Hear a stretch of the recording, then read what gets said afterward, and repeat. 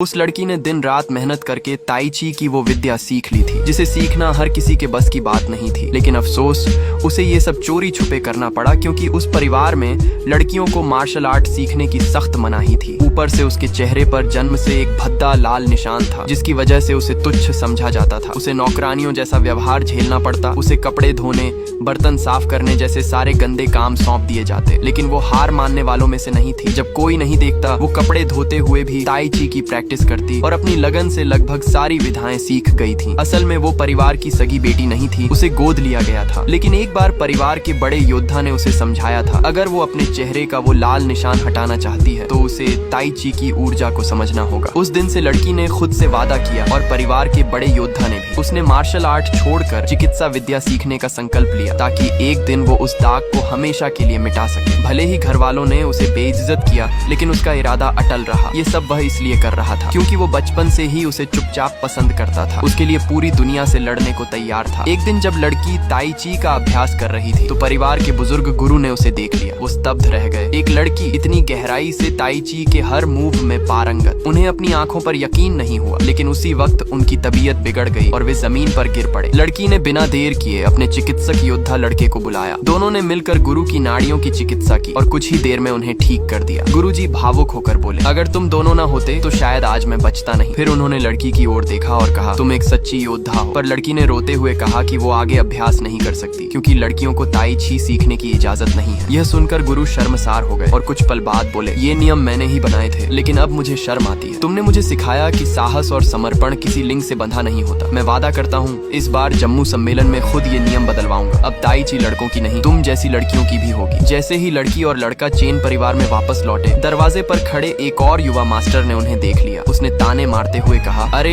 ये तो वही लड़का है जिसने युद्ध कला छोड़ दी और अब दवाइयों के पीछे पड़ा है। ऐसे लोग किसी काम के नहीं होते। ये सुनते ही छोटी लड़की का खून खौल उठा। उसने गुस्से में जवाब दिया, छोटे मास्टर ने जो चिकित्सा सीखी है वो दूर दूर तक मशहूर है। उन्हीं की वजह से चेन परिवार का नाम रोशन हुआ है। लेकिन उसकी ये बात उस युवक को बुरी लग गई। उसने गुस्से में आकर दूसरी मंजिल से छलांग लगा दी और आकर लड़की को जोर से थप्पड़ मार दिया। उसने चीख कर कहा, तुझ जैसी नीच चीज मुझसे बात करने की हिम्मत कैसे कर सकती है। फिर अपने आदमियों को बुलाकर बोला, कोई है इसे पकड़ो और इसकी टांगे तोड़ दो, देखता हूँ फिर कौन जुबान चलाता है। लड़की की आंखें नम थीं, लेकिन उसने खुद को संभालते हुए धीरे से कहा, मैंने कुछ गलत कहा क्या। उसके शब्दों में न डर था न गुस्सा, बस सच्चाई थी। लेकिन बड़े मास्टर का घमंड बर्दाश्त नहीं कर सका। उसने गुस्से में फिर से हाथ उठाया पर इस बार छोटे मास्टर ने उसका हाथ बीच में ही पकड़ लिया। उसकी आंखों में साफ दिख रहा था कि वह अब चुप नहीं बैठेगा। तभी दूसरा मास्टर भी आगे बढ़ा। लेकिन तभी भारी कदमों की आवाज आई और परिवार के मुखिया पिताजी वहाँ पहुँच गए। लड़की ने हिम्मत करके अपनी बात रखने की कोशिश की पर पिता ने उसकी एक नहीं सुनी। उन्होंने गुस्से में छोटे मास्टर को डांटते हुए कहा, तू अब तक इस बदसूरत नौकरानी के साथ क्यों है, ये तुझे कहीं नहीं ले जाएगी। लड़की का दिल जैसे एक पल में टूट गया पर उसने कोई जवाब नहीं दिया। तभी चाचा ने सख्त आवाज में कहा, इस नौकरानी को तुरंत मार्शल आर्ट्स के मैदान से बाहर कर दो। इसे यहाँ रहने का कोई हक नहीं। लेकिन उस लड़के की आंखों में आज भी वो प्यार और लड़ने का जज्बा था जो इस दुनिया से उसे उसका हक दिलाने का वादा कर चुका था। पिता ने जब परंपरा को तोड़ा और छोटे मालिक का हाथ पकड़कर उसे घर के अंदर ले गए, छोटे मालिक को घुटनों पर बैठकर माफी मांगने का आदेश दिया गया और साथ ही शेन झू गेट के विवाह प्रस्ताव को सामने रखा गया ताकि उनका परिवार उस ताकतवर गेट से जुड़ सके और चेन परिवार का भविष्य उज्जवल हो सके। लेकिन छोटे मालिक ने बिना डरे मना कर दिया। उसने शांत पर दृढ़ आवाज में कहा, मेरा दिल पहले ही किसी और के लिए धड़कता है। ये सुनते ही बड़ा भाई, जो असल में उसका सगा नहीं था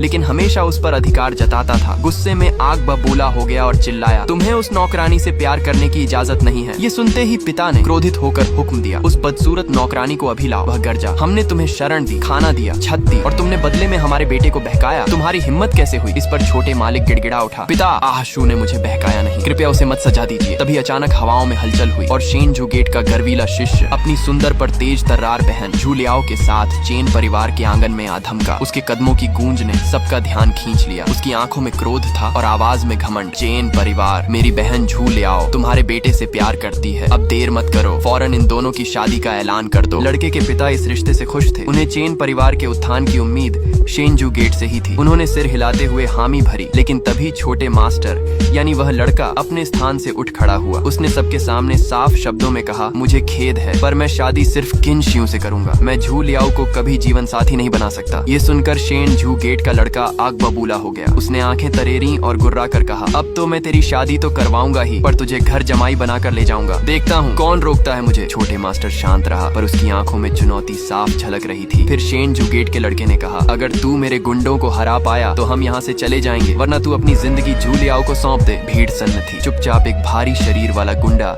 मैदान में उतरा। शेनजू गेट का सबसे ताकतवर शिष्य। लड़के ने मुकाबला स्वीकार कर लिया। शुरुआती कुछ मिनटों में लड़के ने चतुराई और अपनी सीमित शक्ति से गुंडे को पछाड़ दिया। सभी ने तालियां बजाईं, लेकिन तभी शेनजू गेट का लड़का चीखा, अब तीनों एक साथ जाओ, इसका अंत कर दो। 3 भारी भरकम शिष्य मैदान में उतर आए। अब लड़का अकेला था और उनकी ताकत के सामने वह ज्यादा देर टिक नहीं पाया। वे तीनों उस पर टूट पड़े, उसे जमीन पर गिरा दिया। भीड़ से चिल्लाने की आवाजें आने लगी। किन शियू का चेहरा पीला पड़ गया। किन शियू, जो चुपचाप एक कोने में खड़ी थी, अब और बर्दाश्त नहीं कर पाई। उसने अपनी दोनों आंखें बंद की और ताई ची की अंदरूनी शक्ति को जागृत किया। उसने अपनी आधी शक्ति लड़के के शरीर में प्रवाहित कर दी। एक तेज रोशनी सी चमकी और लड़के की सांसें गहरी होने लगी। अगले ही पल वह बिजली की गति से उठा और एक ही झटके में उन तीनों गुंडों को धूल चटा दी। पूरा चेन परिवार स्तब्ध रह गया। सब सोचने लगे, ये तो सिर्फ एक साधारण सा लड़का था जो चिकित्सा की विद्या सीखता था, फिर यह मार्शल आर्ट की इतनी जबरदस्त शक्ति इसमें कैसे आ गई। पर कहानी खत्म नहीं हुई थी। अब झू लियाओ का भाई खुद मैदान में उतरा। उसकी आंखों में नफरत थी और हाथों में मौत। लड़का और वह आमने सामने आए। शुरुआत में लड़का अच्छे से मुकाबला करता रहा, लेकिन शेनजू गेट के लड़के की शक्ति कहीं ज्यादा थी। धीरे धीरे लड़के की सांसें टूटने लगीं